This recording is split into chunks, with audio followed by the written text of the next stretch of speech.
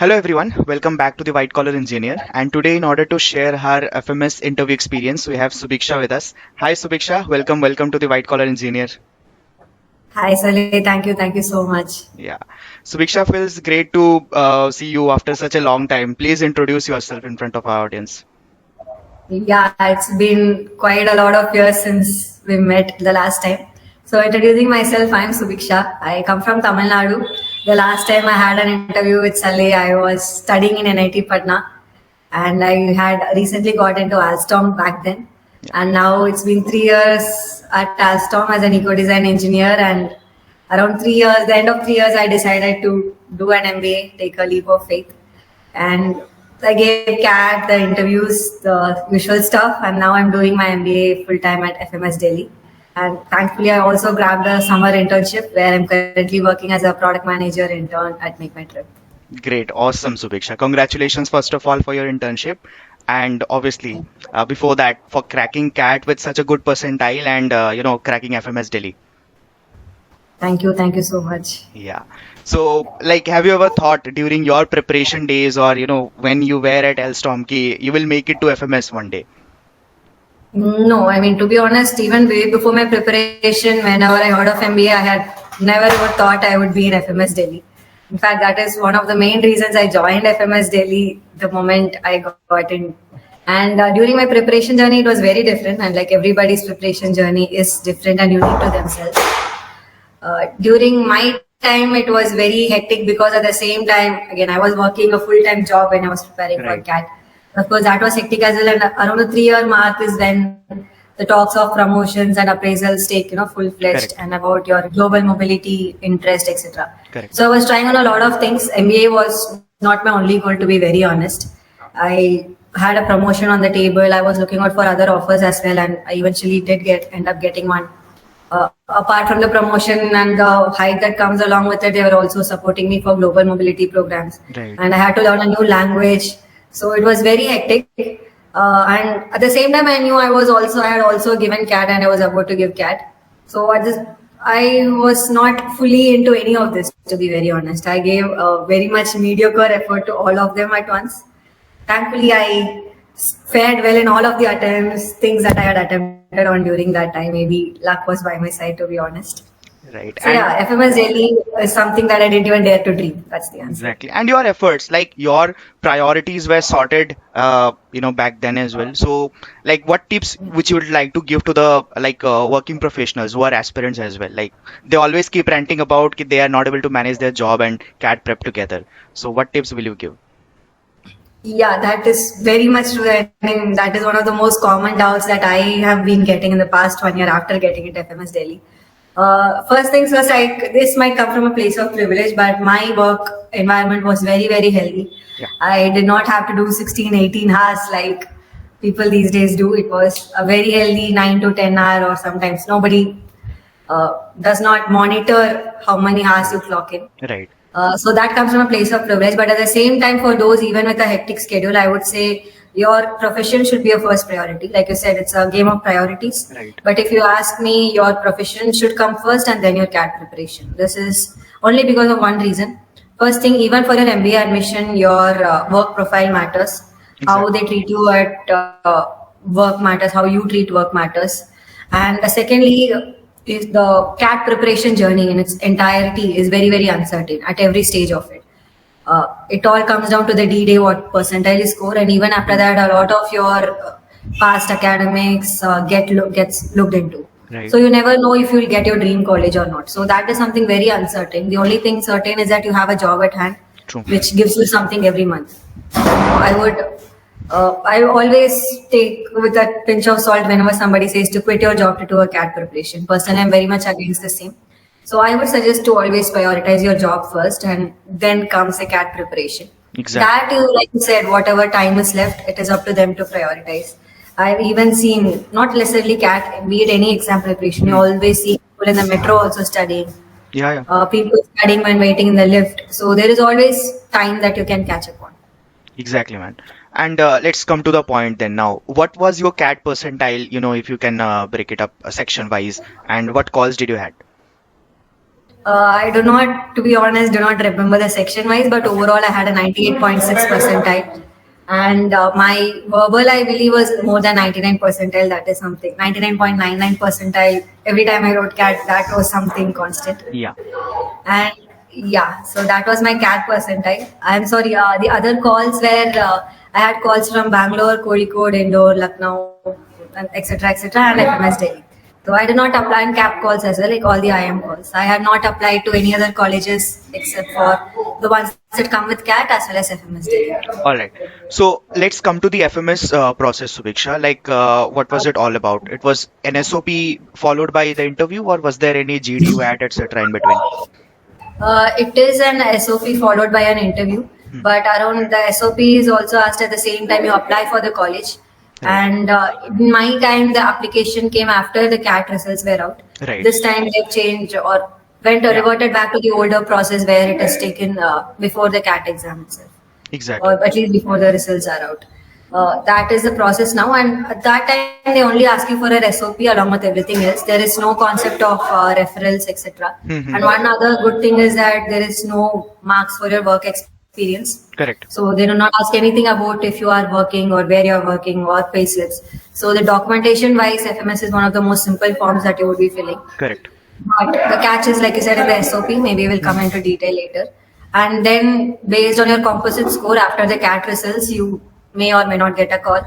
And if you're lucky enough to get a call, then there's a PI.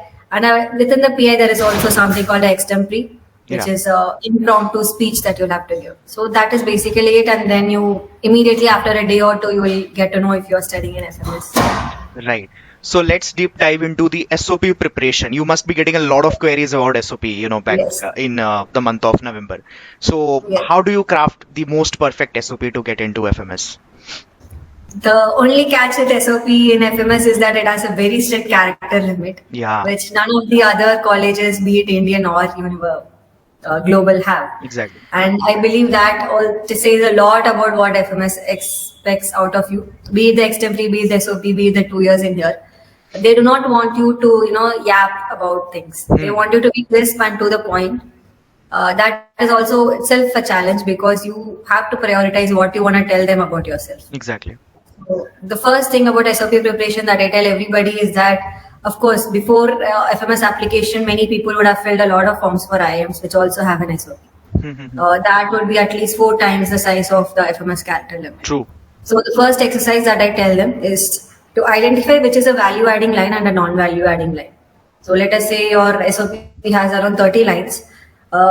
Many things, again, you will be always biased towards you. You might think something you did matters a lot to you. But at the same time, an SOP does not add much of it. For example, which city you're from or which school you studied in. I would personally call them now non-value-adding lines. Exactly. It does not add anything to the weight of your SOP or why you should be in FMS or what you are going to give to FMS. Right. So identify these. That should be a first step. And the second step is obvious. Remove the non-value-adding ones. That should give you a crisp SOP to begin with. And then you keep rephrasing it. By the third step, I believe what I did was to reach out to a lot of FMS students and alums via LinkedIn during my time. I sent to everybody and everybody had different views on it. That itself helped me make like 3-4 iterations and come up with a good SOP, which I had submitted. Exactly. I would recommend the same as well. The first 2 steps are crucial and only you can do it. After that, you can send it to multiple people. It need not even be FMS students. It can be anybody that you know. Right. Because at the end, it is going to be judged by normal people only. So that is what is my ideal way to go about an SOP preparation would be. Fantastic, Subiksha. And I am thankful to you that you reviewed my SOP. And honestly, people just are too lazy to, do the networking part, reach out to seniors or reach out to current students and get their SOP reviewed. They just want AI to write the SOP and get it done. That's it. But this should not be that is one thing rightly mentioned by you. A lot of SOPs that I received were very much ChatGPT. Exactly. To be very honest, a normal person, eyes can catch what is written by you and what is written by GPT, and it just lacks the personal touch. And I would strongly advise anybody against using it for your SOP at least. Again, you can do it for grammar error corrections or sentence corrections. But for drafting your SOP, it should be entirely from you. True, exactly. So when your SOP was through, you had the percentile with you. So when you got the call, like, how did you prepare yourself for like before the interview? What were your resources and what did you do in the GDPI preparation phase, basically? Yeah, so luckily there is no GD and there's only PI. Hmm. And there were three things that I prepared the day zero of me getting a call. I just divided three things. One being myself, like everything about me, the personality, what I like, what are my Right, strengths, what are my weaknesses, what are the difficult situations that I've come across at work, how I respond to them, right, etc.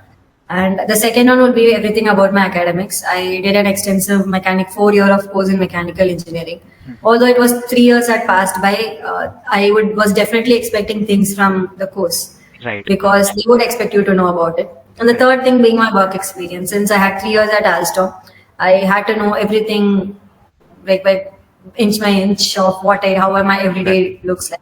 And the fourth thing being current affairs. Sorry, I mentioned it as three, but academics and work ex I put in a single bucket. Yeah. And the third thing being everything about GK and current affairs. You're right. So do you think, there is a myth around the aspirants community that, the freshers are being maximum, they are being targeted towards the academics and the work ex people are not just preparing their academics and they just get through with their work ex stories and stuff. No, Do you think there that are is the case? Hmm. there are too many myths in the Yeah, aspirant community that you're talking about. So one basic fact that everybody should get right is that your interview is being done by professors. They right, are not susceptible to any myth. And right. even non-professors are people and everybody are unique in their own way. They look at the CV and anything that they seem interesting about you, they ask. It can Exactly, be your academics, it can be your work, it can be your hobby, it can be where you're from. They all exactly. have equal chance of being asked. So I would suggest not to take chances. Anything in your CV or about your life or about you, be fully prepared about it. It doesn't matter how many years you had worked or how long it has been since you graduated. It can be anything because the basic expectations of you is that you know about your life, whatever you did at any part of your life. It can even be what you studied in your first standard. Correct. Many people I've seen had some debate competition they won in fifth standard in their CV. In Mm-hmm. that case, you do are bound to know about what you talked about. If it matters so much that you put it in your resume, you should know that. And I don't think the professors are wrong in expecting you to know that. Exactly. So I would believe it's a complete myth that freshers should just be ready with academics and people with work ex can forget about academics. Exactly. I am still being asked about, accuracy versus precision, reproducibility versus repeatability, the basic instrumentation questions, even after having 2+ years of work ex. So this really is a myth. I mean, you need to be Yes, thorough with everything. Exactly. exactly. Like they can ask anything at any point of time, which is relevant to your profile or your personality. Yeah, and sometimes it can even be irrelevant also. Yeah, It yeah. cannot be something you never mentioned. Like maybe they can ask you about your favorite philosopher, Right. and you should be knowing at least the basic three or four philosophers. True, true. So coming to your interview experience, like what was it basically? What all questions were asked? So mine again, FMS was my last interview, like everybody else has it. Okay. So by then I had very much was used to how an interview experience looks like. Mm-hmm. And to be very honest, like I said, luckily for me, I also had a job offer at the same time and a promotion at my place. So for me, the stakes are pretty low. Again, it comes from a place of privilege. So I was not nervous at all, and I don't remember being nervous for any interview even during my NIT days. Yeah, That is because that confidence definitely comes from preparation, I would say. The definitely. other things or what is at stake is very much secondary. What matters is the confidence. Exactly. I was very chill about it. I was talking to the rest of the students in there. I was just joking around them, Hmm. introducing each other, and suddenly my name got called. Hmm. And I had to go inside a room, and I just cannot stop smiling for some reason because, Okay. like I said, I did not even dare to dream to enter FMS. Right. So even before the admission, I was very much in awe with the building, Mm-hmm. and it was like a dream come true even to enter that interview room. So Right. for some reason, I kept smiling, and that probably gave them a good impression about me. And even And after after a that, year, it is still there in you, right? That yeah, awe and exactly. yeah, yeah. Continue, Yeah, please. yeah. So again, that was the election season as well. Okay. So I believe they did mention something about. Again, I'm from Tamil Nadu, which is a very much anti-BJP state to Mm-hmm. this day. So a lot of my interview revolved around politics. Okay. And I had to talk about Mr. Modi ji, Prime Minister Modi ji as well. and again, what are the things that Tamil people do not like about him. Okay. And my extempore was along the lines of a good leader makes a fool out of people. Nice. So again, that was something that they caught on from my extempore, by my answers regarding the political scenario. So that was the extempore given to me, and I had to talk for a minute on that. And that, as basic hygiene check, I took 30 seconds to think about it before talking for a minute on that. Okay. So that was my extempore, and then it was basically about what are the other books that I read. I mean, the question itself was termed in such a way that based on my answers, I understand that you are a well-read person. Okay. So apart from newspapers, what do you read? That was the question, and that is when I know that my interview is going in the right direction. Right. And I suggested a book to them, and I think that was it, and they were happy about it. Great. So you wanted that interview to go in a direction where they discuss about your book reading hobby, and it happened. Yeah, not necessarily, but I did not mention it, but I believe based on how I talked, they understood that I know a lot about what is going around me. And then they also asked me what other calls I have. Yeah. And they also asked why I want to get into FMS. Great. So that was it. So was there any question about your work ex, your academics, or any other current affairs? In every of my IM interview, they had grilled me on my academics and work experience. Okay. But this was an interview where they did not touch upon that at all. Like I said, it's a complete myth. Right. They did ask me again, it was part of my tell me about yourself to include all these things. But apart from that, there were no questions about what I did in engineering. But yeah, there were a couple of questions about what I do at work because my job title was not very direct. Okay. So I had to explain on that, but they did not have any cross questions either on that. Cool.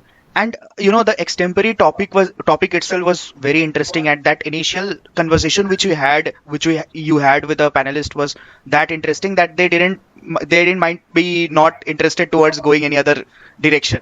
That itself was so interesting at the start. Yes. True. Exactly. So what matters is that they have fun talking to you. Happens. That's the core mantra of any interview, be it for a job or for an MBA admission. And I believe all through my discussion, the entire room was laughing and smiling and cracking jokes with each other. But again, that is how this topic also came.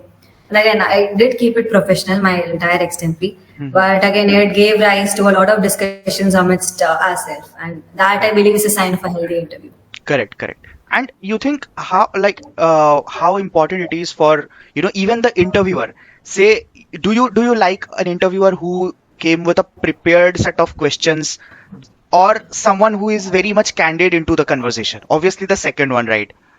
Yes, exactly. This provides the interview room, this fills the interview room with a lot of enthusiasm and a lot of things to learn for the aspirants as well.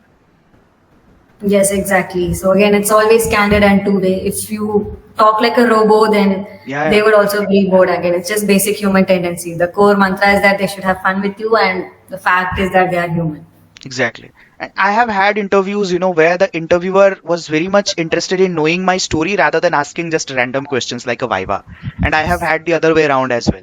But I have always enjoyed, interacting with the first kind of panelists. So this really helps. Yeah, exactly. And even in FMS, they make it very sure that they know more about the story that you have. Correct. Of course, check your communication skills. That's why the extempore. And of course, if you've done something interesting in your life, they will dig deeper into it. Right. Let's say you did your psychology in your UG. They would definitely ask things about psychology. That doesn't make them a bad person. They just want to know how much interested you were in doing the things that you did. Correct. And psychology and stuff like these are diverse backgrounds. So they'll always be interested towards, knowing these things. So, Subiksha, is there any other question which you remember from your interview, or was this it? Yeah, apart from these, like I mentioned, they asked you what other calls I have and why I would choose FMS above all of them. Which I believe to be honest, I forgot. I had never prepared for that for some reason, because I always thought that I know I will join here. So there was no justification in my mind. Okay. So it was very impromptu that came, and I think that was genuine also, and I think they liked it also. I just said I like the value system there and how they promote. I mean, I still follow that. I can visibly see how much of a supportive environment this is. The typical MBA toxicity is absent here. Exactly. As a batch, they help each other, and even the professors and teacher, dean, or the faculty always make sure that your integrity is maintained. Even in classrooms, even being a business school, I mean, as the obvious thing is they should teach you how to make money, right? Correct. But here, whenever there are case studies, they always prioritize that you should be honest. And for a long, sustainable business, you need to be kind to your consumers. You cannot just see them as cash cows. You always need to know what is good for the world and the community as a whole. And business and profit comes secondary. That is what is taught in our classes. Correct. And again, it's a yearly reminder also during our induction and farewell that it is a taxpayer funded education at the end of the day.